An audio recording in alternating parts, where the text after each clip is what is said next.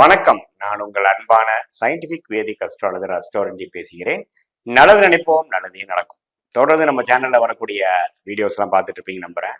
அறிவியல் சார்ந்த ஜோதிட கருத்துக்கள் எந்த விதத்திலும் மூட நம்பிக்கையில போகாமல், பரிகாரங்கள் அது மாதிரி விஷயத்துக்குலாம் போகாமல், உள்ளது உள்ளவாறு நம்ம கர்மா எப்படி இந்த பிறப்புல எப்படி நம்ம வாழ்க்கையில சம்பவங்களாக, சாதகமான சம்பவங்களாக, சாதகமற்ற சம்பவங்களாக ஒளி தத்துவ அடிப்படையில அறிவியல் சார்ந்த ஜோதிட கருத்துக்களை நம்ம பார்த்து கொண்டிருக்கிறோம். அந்த அடிப்படையில பாத்தீங்கன்னா ரிஷப ராசிக்காரர்களுக்கு 2025 ஏப்ரல் மாதம் எத்தகைய ஒரு மாதமாக இருக்க போகிறது, எந்த மாதிரி ஒரு பலாபலன்கள் இருக்க போகுதுங்கிறத நம்ம பார்க்க போறோம்.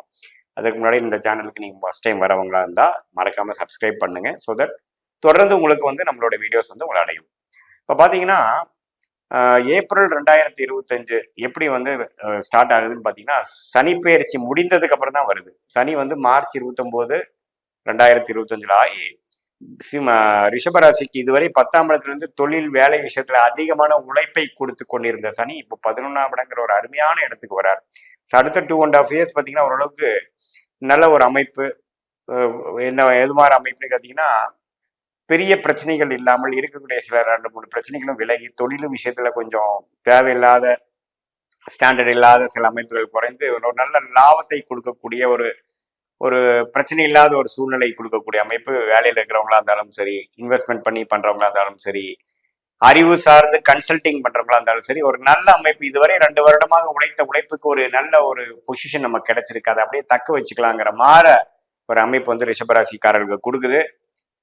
ஏன்னா சனி 11ஆம் இடத்துக்கு அடுத்த 2.5 வருஷம் இருக்க போறார். அதோட வேணுங்கிற காலகட்டம், ஸ்டார்டிங் காலகட்டத்தை ஏப்ரல் மாதம் நீங்க உணர்வீங்க. நல்ல சேஞ்சஸ் கொடுக்க போகுது.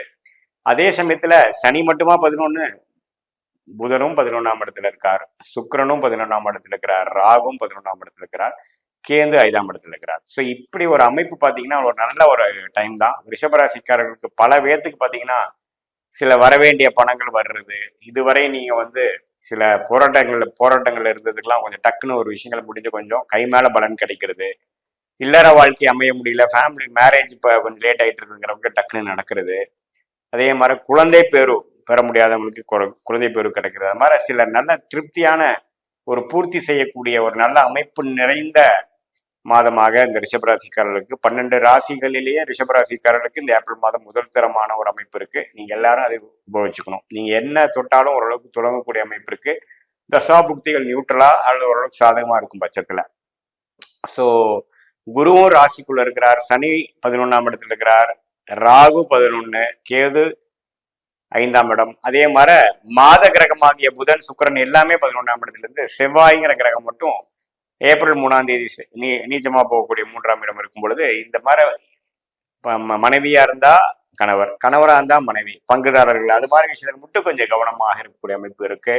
கொஞ்சம் கருத்து வேறுபாடு நீங்கக்கூடிய அமைப்புகள் இருக்கு. மற்றபடி பாத்தீங்கன்னா கொஞ்சம் நம்மளுடைய டிராவலிங் விஷயத்துல கொஞ்சம் கேர்ஃபுல்லா இருக்கணும். திடீர்னு பக்கத்துல தானே போறோம் அப்படின்ட்டு நம்ம கொஞ்சம் அஜாக்கிரதையா இருக்கக்கூடாது. எல்லாத்துலயும் கொஞ்சம் கவனமா இருக்கக்கூடிய அமைப்பு இருக்கு. மற்றபடி பாத்தீங்கன்னா லாபங்கள் பெறுவதாகவும் சில விஷயங்கள் நான் முதலே சொன்ன மாதிரி இதுவரை இழுவரையா இருந்தது டக்குன்னு முடிந்தது, ஒரு நல்ல சேஞ்ச் குடிச்சது, ஒரு நல்ல ஒரு மாதிரி சின்ன கம்பெனியில கஷ்டப்பட்டுட்டு இருந்தவங்க ஒரு எம்என்சி கம்பெனி மாறுறது, ஒரு வேலையில ஒரு சில ப்ராடக்ட்ஸ் விற்க முடியாம இருக்கிறவங்களுக்கு ஒரு நல்ல லிவரேஜ் ஆகி நல்ல ஒரு பொசிஷன் கிடைக்கிறது, ஓரளவுக்கு லாபங்கள் இன்க்ரீஸ் ஆகுறது, நல்ல மாற்றங்கள் கிடைக்கிறது.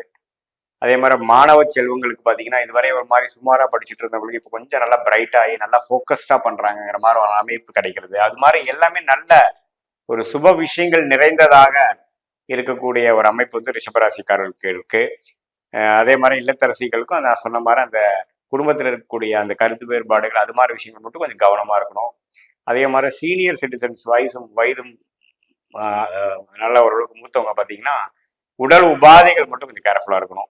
மற்றபடி அவங்களுக்கும் பார்த்தீங்கன்னா சில சொத்து பிரச்சனை இல்லாம வர்றது, சொத்து பிரிச்சு கொடுக்கக்கூடிய அமைப்பில் இதுவரை சிக்கல் இருக்கிறதும் கொஞ்சம் ஓரளவுக்கு சரி பண்ணிக்கிறது, எல்லாமே ஓரளவுக்கு சாதகமான ஒரு நல்ல அமைப்புகள் இருக்கக்கூடிய அமைப்பு கண்டிப்பாக இப்போ ரிஷபராசிக்காரர்களுக்கு நல்லாவே கைகூடி வரக்கூடிய அமைப்புகள் உண்டு. ஸோ ராசி அதிபதி சுக்கிரனே பார்த்தீங்கன்னா 11ஆம் இடத்துல இருக்கிறது, அது புதனோட சேர்ந்து இருக்கிறது. என்னதான் ராகுவோட 6 டிகிரி சேர்ந்திருந்தாலும் ஓரளவுக்கு பலம் தான். ஸோ ஓரளவுக்கு இதுவரை நீங்க பிளான் பண்ணதெல்லாம் கொஞ்சம் கை மேல பலன் கொடுக்கக்கூடியது. இப்போ எஃபோர்ட் போட்டீங்கன்னா எல்லாமே கொஞ்சம் நடக்கக்கூடிய அமைப்புகள் இருக்கு. அடுத்த வரக்கூடிய குரு பயிற்சிலாம் பார்த்தீங்கன்னா 2ஆம் இடத்துக்கு போய் இன்னுமே கேஷ் ஃப்ளோ வர வேண்டிய விஷயங்கள், நல்ல மாற்றங்கள் கொடுக்கக்கூடிய ஒரு விஷயம் இருக்கிறதுனால அதுக்கு வேணுங்கிற ஒரு ஃபவுண்டேஷன் நிறைந்ததான ஒரு மாதமாக இந்த ஏப்ரல் மாதம் வந்து ரிஷபராசிக்காரர்களுக்கு இருக்குங்கிறத நீங்க தெரிஞ்சுக்கணும்.